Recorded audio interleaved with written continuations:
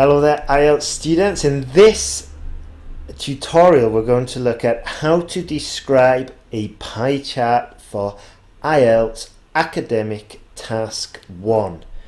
My name is Ben, you know me from IELTS Podcast, and this tutorial is divided up into 3 parts. First we're going to look at the language, then I'm going to give you some tips, and then we're going to look at an easy essay template, 4 paragraphs, really simple, and it's a good way to prepare for the IELTS. So grab a pen and paper.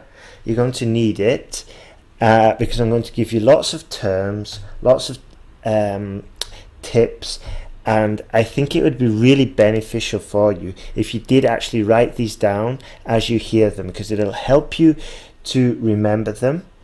2, you'll have them down there on paper as an easy reference, and 3, it will improve your listening skills, and of course it will improve your speaking skills, because as you write them down you'll be hearing the perfect pronunciation, well, native English pronunciation, even if I do have a little bit of an accent from the north. But it doesn't really matter.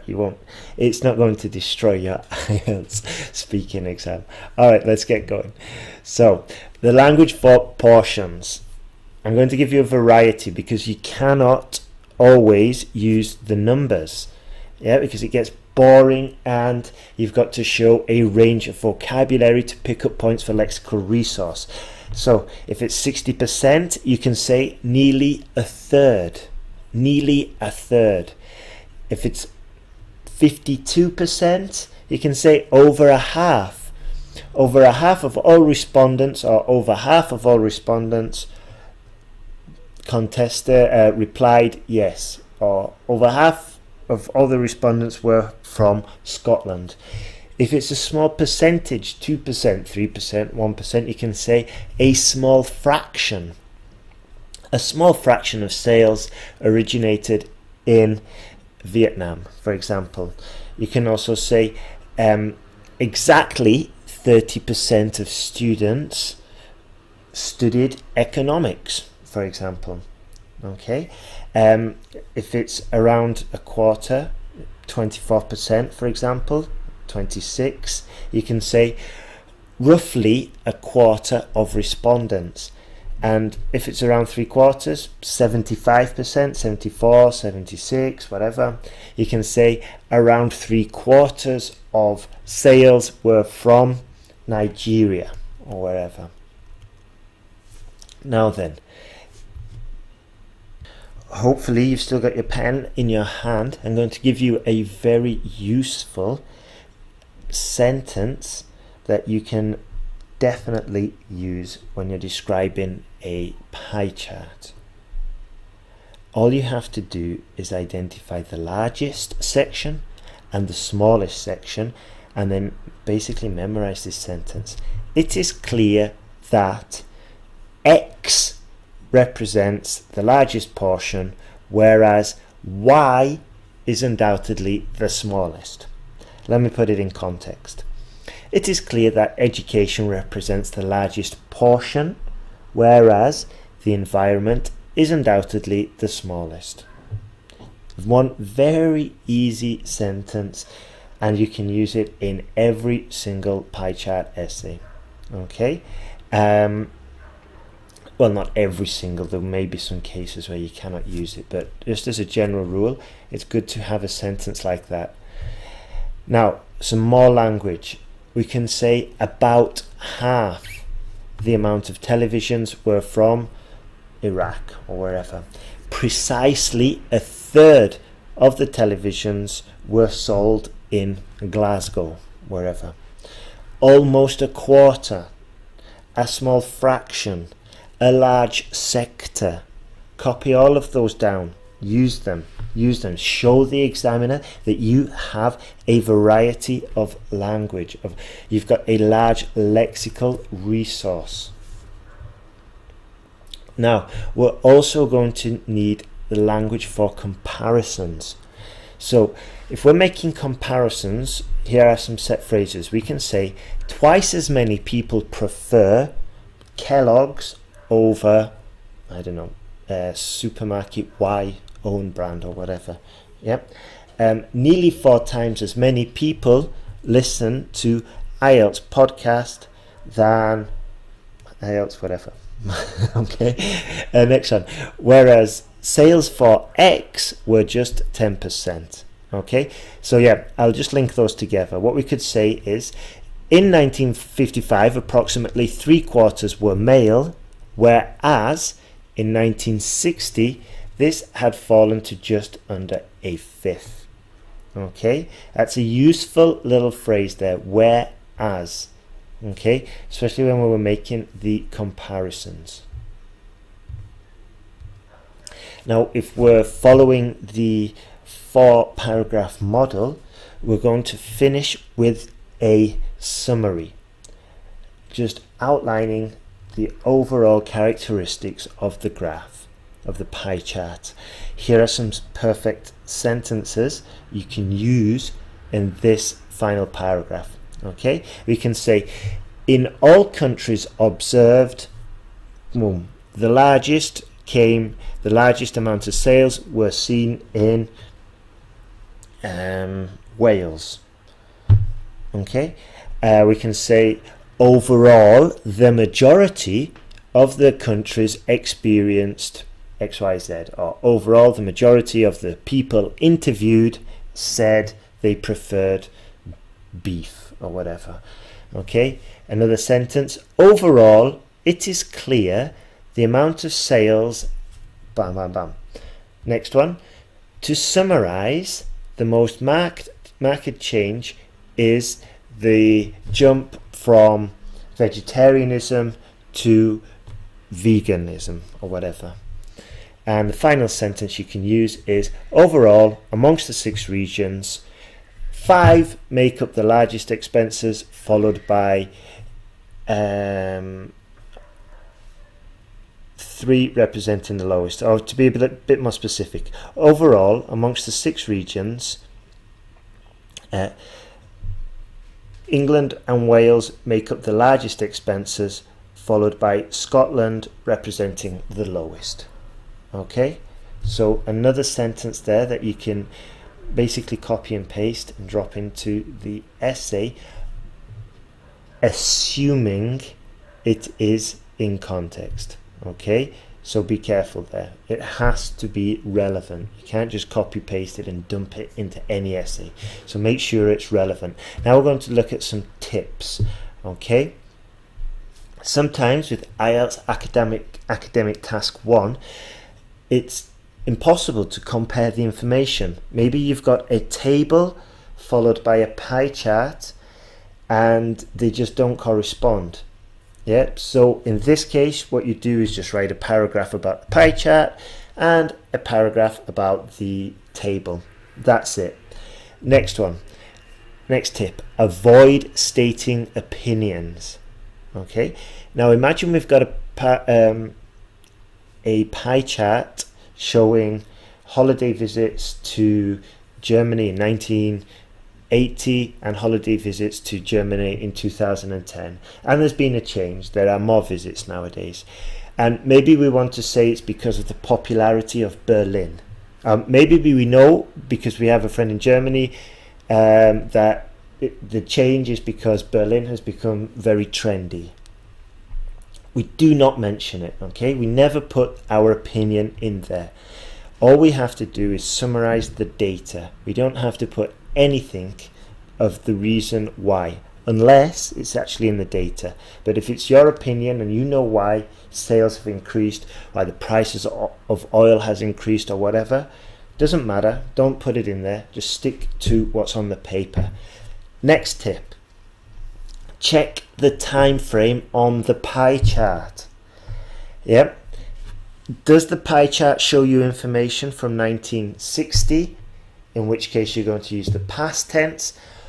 Does it show you information from the current year, which you'll use the present? Or is it a forecast, in which case of course you'll use the future tense? So check the time frame, use the appropriate tense. If you want to pick up more points, Extra points, use a passive construction. Okay, grammatical range and accuracy. Show a range of the grammar structures you know. So use a passive construction. That's with the verb to be. The next one, which is very important, focus on getting the appropriate data from the graph into your writing. I'm going to go into more detail about this point in the next slides. Okay, 2 seconds, in the next points. Now, another tip which is very valuable, especially if you're going to write your pie chart using the 4-paragraph model that I'll explain in a few minutes. What you need to do is learn how to paraphrase. Okay, and it's not a difficult task. What it consists of is reorganizing the information using a different structure, but so it stays the same. Okay, so for example, if we have some pie charts and the title is Holiday Destinations Chosen by Welsh People 1955-2005. Your first sentence in this paragraph, in this essay, if we're following this 4-paragraph model, will just be a very, very simple paraphrase of the title. We're not complicating things, we're just going to paraphrase it, and we've got maybe 10 or 15% of the essay out of the way, and it's a perfectly acceptable introduction. So I'll just go over the title one more time. Holiday Destinations Chosen by Welsh People 1955-2005. Your first sentence, the pie chart shows, or the pie charts show, the vacation preferences of Welsh people over a 50-year period starting in 1955 and finishing in 2005. Now, a side note here, learn the nationalities. Yeah, learn that people from Vietnam are called Vietnamese.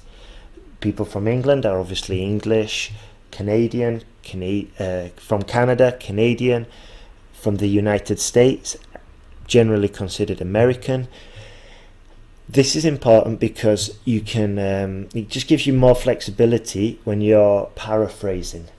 Yeah, because using the nationalities, you're saying the same thing and you can adopt it into different structures. Okay, so that's just gives you a little bit more flexibility there. Now, those were some tips just regarding your general preparation. Now, if we're actually in the exam, what I would like you to do is follow what I call a 3-step prep. Okay, this is an adapted process, an adapted model that a friend of mine, Dominic, on his blog, DCIELTS.com. Go check that out. I'll put the links in the post. But here, I've adapted it from that. Okay, and it's a very practical process you can use for writing your IELTS academic task 1 pie chart. First of all, what you do is 3 steps. Step 1, prepare. Look for the biggest and the smallest sections. Analyze the time, the dates, and the tenses and the measurements. Okay, is it in kilos? Is it in kilos per hour? Is it in square cubic feet? Whatever. Okay, have a look at that data. Also, when you're analyzing, see the big picture. Don't go for the details. This is a summarizing task, and I want you to just have a look at the overall picture. What is happening?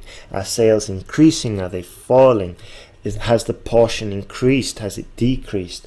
Okay, and in this step 1, you look at it all, and then it's very important that you select and report the main features. Step 2, organize this information into 2 paragraphs. Small mistake there, sorry.